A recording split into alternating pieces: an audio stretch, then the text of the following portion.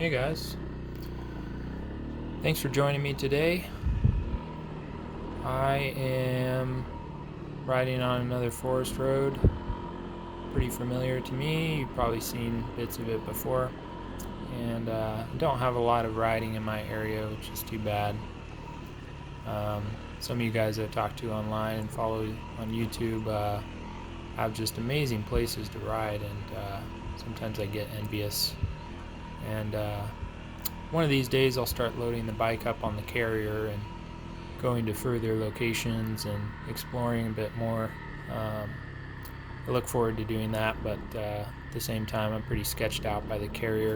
It'd be nice to have a truck to load the bike up in and take some trips somewhere. I see just amazing riding in Oregon and Washington and Utah and Montana, Idaho. There's just places on the west that are just amazing for riding, and can't wait to explore a little more. Let me know in the comments, you guys, where you're at, where you love to ride. If you're here, in the Santa Barbara area or close to it, that's where this is located. It's West Camino Cielo. It overlooks the ocean on the right side, which is pretty sweet. And then it overlooks Lake Cachuma on the left side here in a minute. And it's really beautiful ride. But, like any beautiful scenery and terrain, it gets a little bit mundane after a while. And you got to do things to spice it up and mix it up and make it fun still, It's all about the mindset, really.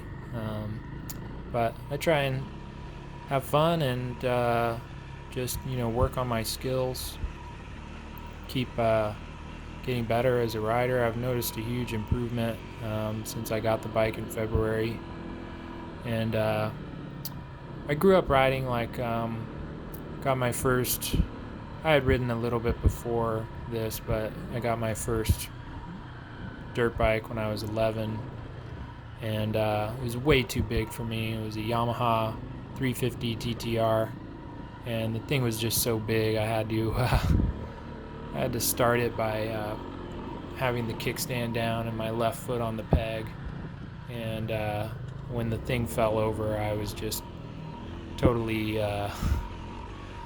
high and dry. I mean, a lot of times I would walk back home and then have my dad go pick it up, especially if I dropped it on a hill. The thing was just heavy for me, and for an 11-year-old, it was probably not the right bike. But I grew into it a little bit, and probably stopped riding about 16. Once I got my license, I just kind of drove around instead and didn't do much riding. Didn't have very much riding ability because it wasn't a plated bike, so and I didn't have a truck, so it was just somewhat limited in what I could do. And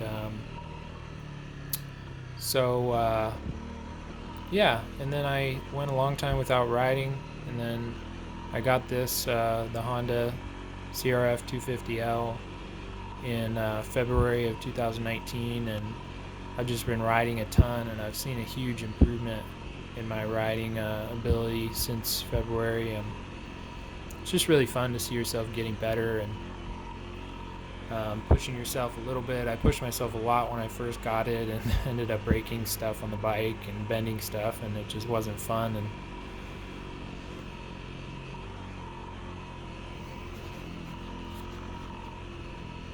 so anyway, it's a great day for a ride, and just cruising around, hit this little berm, ooh, and I just have a lot of fun riding. It's a great hobby, and you get to meet some cool people, and always new people up here.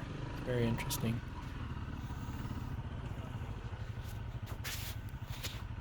Nice rally. Yeah. Thanks. I saw yours. That's really. What year is yours? 2019. Oh, nice. This is 17. Nice. Yeah. Did you see they're coming out with a new 300. Oh, So they're coming yeah. out with a 300L and 300 Rally. It's got a bigger tank. Yeah, it looks pretty cool. They made it a little lighter, only 10 pounds, but Yeah, well, lighter would be better. yeah, a little bit helps. For sure. That's nice setup with those mirrors. Yeah, these are great. Yeah, I broke those like first week I got it. Yeah, I broke my bars first week too. Yeah. Yep. I was just being stupid. I like was loading it on the carrier and dropped it. I've done that. I had a I've done that. Yeah, it happens. Yeah. You guys just cruising around? Yeah. We rode Santa Barbara. Nice. Over, now we're heading back. Cool. How about you? Yeah, I came from Buellton. Oh, okay. I don't know how far I'm gonna go. Just putt around. You were coming this way? Yeah. You passed our buddies here? Yeah. Oh, you guys are together. Yeah. Yeah. I thought for a second that was a Braz. Have you heard of those? The Chinese bikes? Yes. But it's a Yamaha. It's the T-dubs, right? XT. XT. Okay. Yeah. I was like, whoa! I've never seen a Braz in person.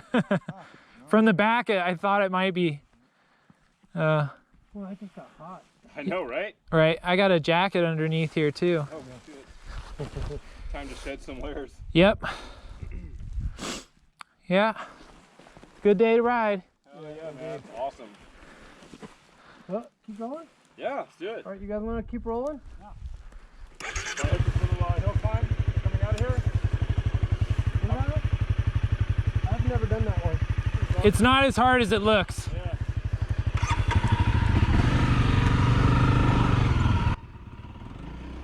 So I guess I'll chat with you guys a little bit about what I do. I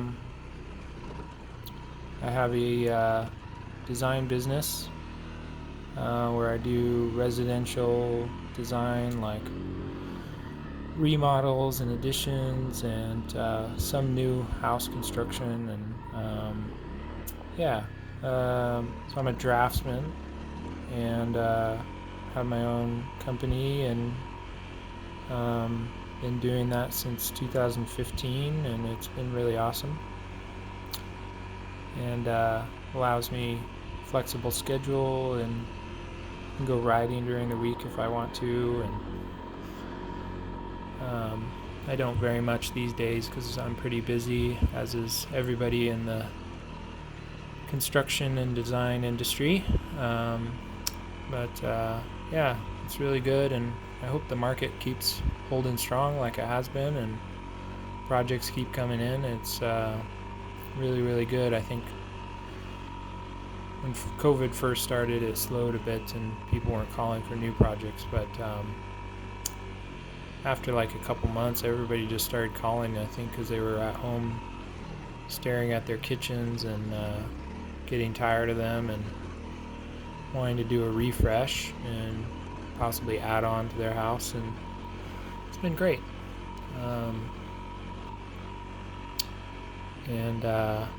Yeah, it's really cool that I found that career. I got really lucky and got the right opportunities and met the right people, and worked for an architecture firm for 2.5 years, and then went out on my own, and I plan to get licensed as an architect here soon, maybe, but so far I haven't really needed the license, and work's been good, and allows me to design and do everything an architect would, but just maybe possibly not take on quite as much liability. I think you kind of have a target on your back once you have the license, and you're officially called an architect, so I can kind of operate under the radar a little bit, and it's perfectly legal for me to design anything 2 stories or less, and I just get the structural engineering signed off on, and get them to design the structure, and go from there. And yeah, it's been really great. And I'm married. I have a young daughter. She's a little over 2. Can't wait to get her on a bike. she's got like one of these really cool little specialized hot walks, they're called, and it's basically like a little bike with pegs instead of pedals.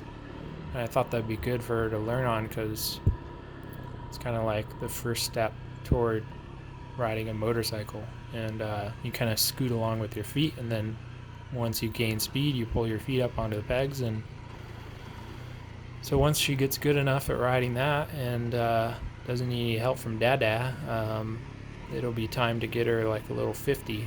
And she's already really enamored with bikes. Like we just went to the motorcycle shop this morning, and she was just loving it, looking at all the bikes and touching them. And so yeah, hopefully she'll be a little rider. She'll be out here with me one day.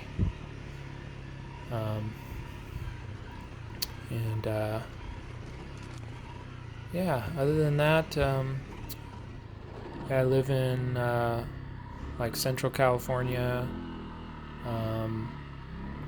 Santa Barbara area. I actually live in the San Ynez Valley, which is just like 30 minutes north of Santa Barbara, and we're in a pretty sweet spot in California. We 30-minute drive to the beach to go surfing, like a 3.5-hour drive to the closest ski resort to do some skiing, and we're close enough to LA to go and see like a concert or something, and not too far from San Francisco if you want to go up there and visit the city and do some dining and see some concerts and stuff. I don't know why I keep mentioning concerts. I really don't like concerts, but I go when other people want to go. But yeah, like I said, not a whole lot of riding in my area. It's like California is pretty restrictive, as far as areas that are still legal to ride, and seems to be, getting worse over the years. When I was a kid, there was a lot more riding in this area that was open, and now all the gates are closed. And there's a cool spot on the other side of this valley that used to have just all kinds of fire roads and trails, and they're all closed up now. There's only one that's open, and it's only like a 5 or 6 mile ride. So it's pretty disappointing. I hope the ones, this road and the other ones that are open now, I hope they stay open. And there's a great club that I'm thinking about joining. I keep talking about joining, but it's California Dual Sport Riders, and by paying into that club, they support programs and organizations that help keep the trails open, and it's a really great cause. So I should probably sign up and join their group, even if I don't do the rides with them. Pretty intimidated by the group because they all ride, hard enduro bikes, and they rip up the trails and single track and hill climbs and stuff. And so I don't know, I'm somewhat limited. I just want to keep building my skills maybe before I join, or maybe if I get a different bike, I'll be able to hang with them on some of the trails that they ride. But for right now, it's pretty fun just going out on my own and riding, and then meeting people and riding with them. And I do some rides with other people, but I've found that it usually is a greater time commitment. When you're riding with other people, it ends up being like a 3-4 hour ride instead of a 2-hour ride. And with a young one at home, and my wife's, doing it on her own, it's kind of hard to make that time commitment and be gone for that long. So we'll see. Things will progress and get easier. Those of you with kids know what I'm talking about. Having a toddler is just, it's a lot of work. So hats off to her. That's her day job. She's a stay-at-home mom, and it's a really hard job, and I'm really grateful for, the work that she does doing that. And this is a cool spot right here. You can see the ocean there, and Just a nice view. So what do you guys think about the new CRF 300L and L Rally? It looks pretty cool.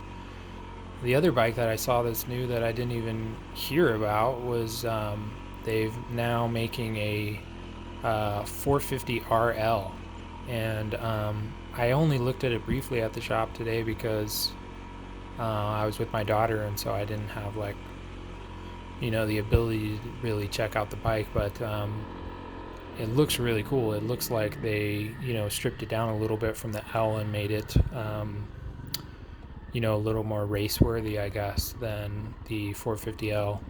So I wonder about the specs of that bike and the weight, because I know that's some of the, you know, issues that people have with the 450L is that it's kind of heavy for its class, you know, what it's compared to, and Lord knows the 250L is way too heavy also, you know, so yeah, it'd be interesting to see the specs and on the RL, because you know, I think about getting another bike. I'll never get rid of the 250L, but it would be nice to have something lighter and more powerful just to keep pushing my skills and stuff and do some of the harder trails and hill climbs. The hill climbs are just really tough on the 250L. It's just the weight and the power, it's just hard to get up because you need to keep momentum, and it's hard to keep that momentum. You got to be, you know, second gear doesn't have enough power on this thing for the steep hill climbs, and first gear you end up just, you know, kind of spinning the tire a little bit too much, and your speed's too low. You don't have enough momentum to keep your balance and keep moving up the mountain. I know when I rode somebody's Beta 500, it was just like so cool how much power and torque it had in second gear, and you could just climb anything and just blast. So I don't know, I'll look at the 450 RL and see if there's any review videos out there on it, and if you guys know anything about it or if you're impressed by it, let me know in the comments. But yeah, Honda just does it right, you know. I hate to move away to like a Beta or a KTM, and I'm scared of the maintenance of you know, of a bike like that, and I just think Hondas are great machines, and you know, they're tried and true. It's gonna be hard for me to move away from Honda. It'll take a lot of convincing from another bike to get me to do that. So anyway, I assume most of you guys that are watching this are Honda guys, and maybe some of you have a 250L. If you have any questions about the 250L or how I've you know, fixed up the bike, I haven't really done that much, but really the only things left to do that I could do is the suspension and the exhaust and EJK tuner, and I'm really just, you know, I'm just hesitant to do that stuff. I don't know if it's worth the money. Yeah, there's like the suspension soft, but having harder suspension is not going to help me do more difficult trails than I already do. It's really not the suspension, I think, that's lacking as much as the weight and power. So, and the exhaust and the EJK is not going to give me that much of a power increase. You know, I know there's some people out there that have made videos that like hype it up, but at the end of the day, when you look at the dyno results from doing the exhaust, it's just not that significant. So you know, you can shed some weight from the bike by doing the exhaust, and you get louder. You know, it has a good sound, because I met somebody else out here on the trail with a 250L that had the exhaust and header and EJK, and his thing just sounded awesome. It sounded like a dirt bike. So that's one benefit, but you really want to spend $1,000 to have a cool sounding bike. I don't know. To me, it's not super worth it, but maybe I'll change my mind one day.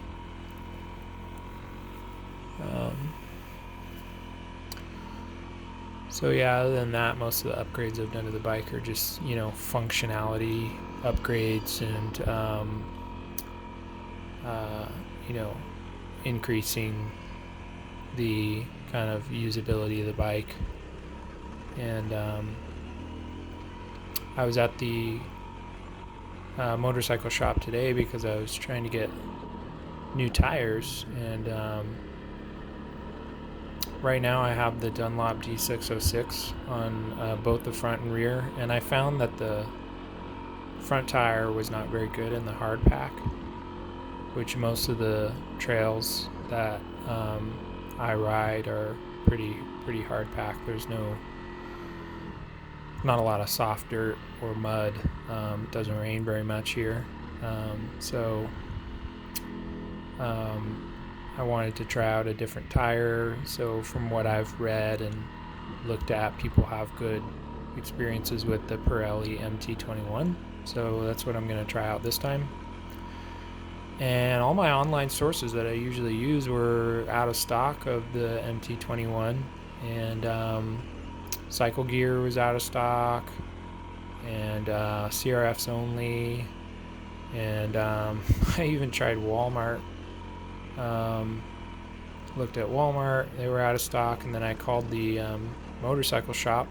They said same thing, out of stock, and even the manufacturer isn't giving us an ETA on new inventory.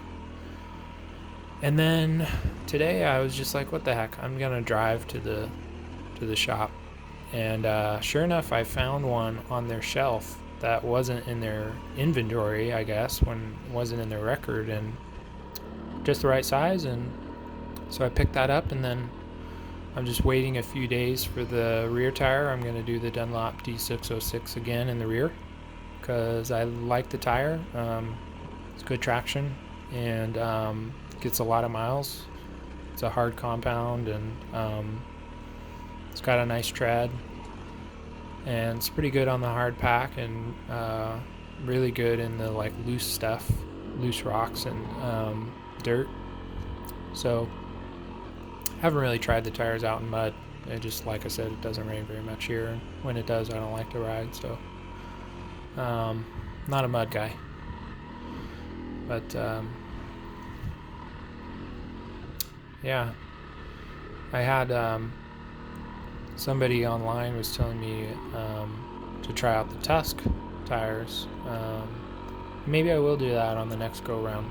See what kind of results I get from the Pirelli and the Dunlop combo, and then see if I want to shift gears. But usually once I find something I like, I just stick to it.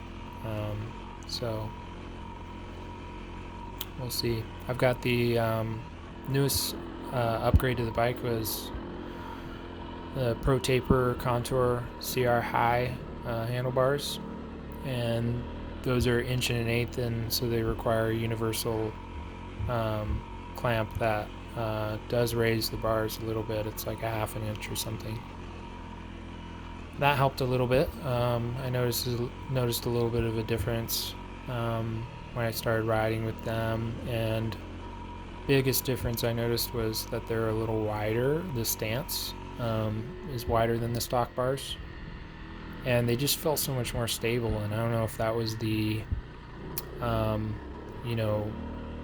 the way that they're constructed, or the way that they're bent, or the way that they clamp on, and them being a little bit higher than the stock. I don't know what it was, but they just felt so much more stable, and I just felt like I had more control over the bike when I put those on.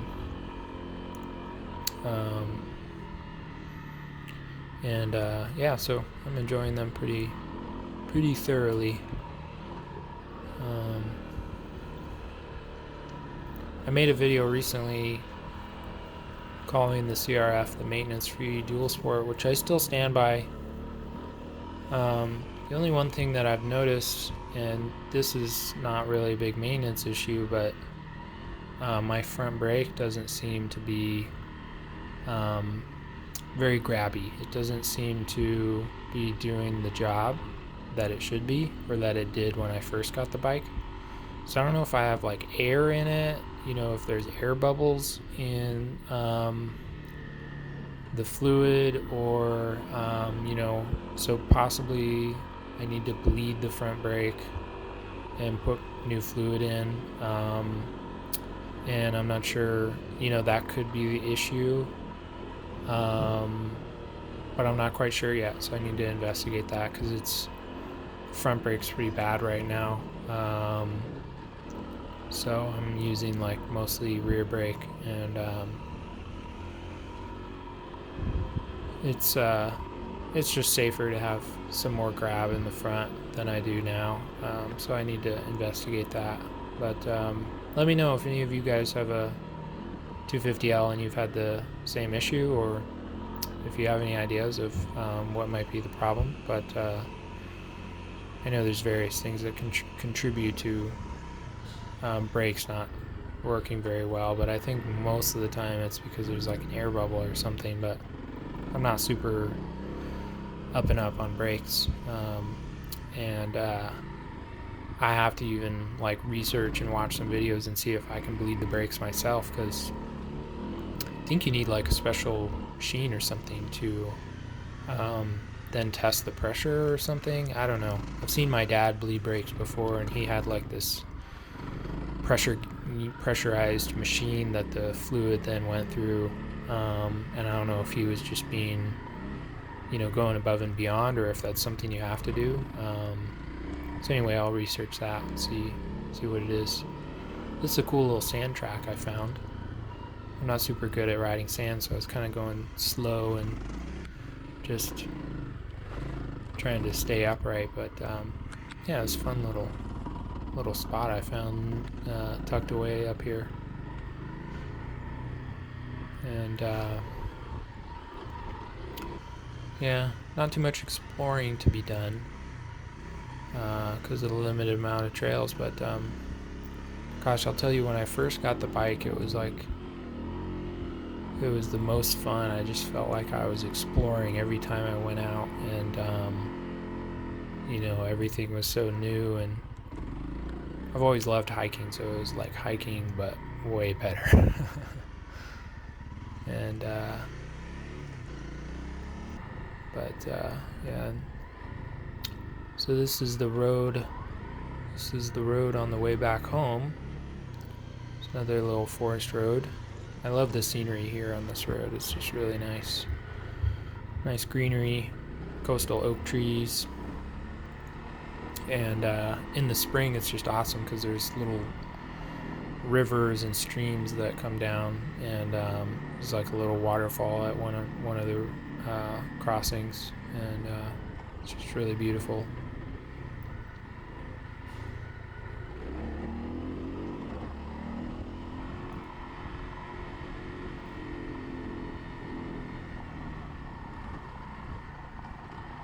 Lots of hikers on this part of the road. I try to usually take it easy, especially when I'm going downhill on this road. I like to go a little slower when I go down because, if there's hikers and stuff, it's harder to bring the bike to a stop or slow down. When I'm going uphill, I'll go a little faster, but and there's some blind curves and stuff on this road, and every once in a while there'll be a Jeep or a truck or something coming around the corner, so just try and be careful. But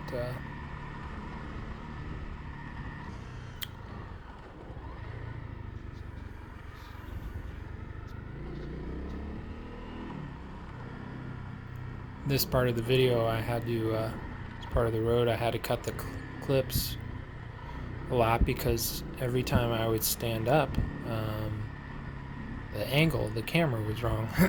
I have a chest mount right now, and see when I'm standing, the angle's just not right. It's looking down at the ground, and so it's funny, I actually figured out what the problem was is earlier in the video I had my cell phone and my wallet in my chest pocket behind the GoPro, and then on this part of the video I didn't have that stuff in my pocket, so just that stuff in my pocket kind of propped up the camera and changed the angle of the camera just slightly, and so it's funny. Getting the camera dialed in is like such a hard thing. It's like you want to show some of the bike, but you need to show the trail ahead, and I don't know, it's really tricky. A lot of these motovlogger guys just make it look easy because they have the perfect shot already set up, but they've probably already gone through this trial and error stuff that I'm going through now. The next step might be to get like a mic that I set up in the helmet so that I can talk to you guys while I'm riding, but I don't know, I tried it a couple times just talking to the GoPro microphone, and I find it kind of distracting to talk and ride at the same time, so I end up just riding slower and like not as attentive to the trail, which is cool for like a road like this that's pretty mellow. If I had a bunch of these like forest roads where I live and I could just ride these and talk about stuff, it would be fine, but once I get onto like the trails or the roads with more rocks, it's like you kind of need to be on your game and focused, because I've gone down before just like losing focus and hitting a loose rock wrong with the front tire, and that's no fun. I don't like going down, don't like dropping the bike, but I do like pushing myself and I do want to get better, so it's kind of hard. You have to like balance the two, and that's what I try and do, is just find like a happy medium where I'm not going to get hurt, but I'm still getting better, and I can be patient and wait. If it takes a long time to get better, because I'm not pushing myself super hard, then that's fine. At least I'm not going to get hurt, and getting hurt when you own your own business and responsible for providing for your family, I mean, it's like, it's not a risk that I'm willing to take, honestly. It would just be, it would suck, if I broke my hand or something and couldn't do my job for a while, so try to avoid that. So this is the road going back, and I really like this road too. I used to drive this road a lot in high school, and they've fixed up the road a lot since then. That was 15,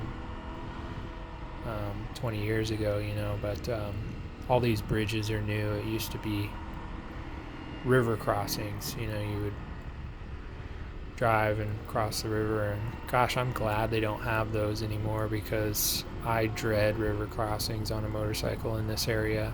And because it doesn't rain very much, you have like the slickest surface with green algae built up on the river crossing, and I mean, it's slicker than ice. It's incredible. I fell on one on the other side of the valley, and it was like that. It was just like kind of stagnant water and totally slick, like green algae and brown moss, and it was just the slickest thing. So I try and stay away from those. Anyway, this is the end of the ride. Thanks guys for joining me, and I'll see you next time.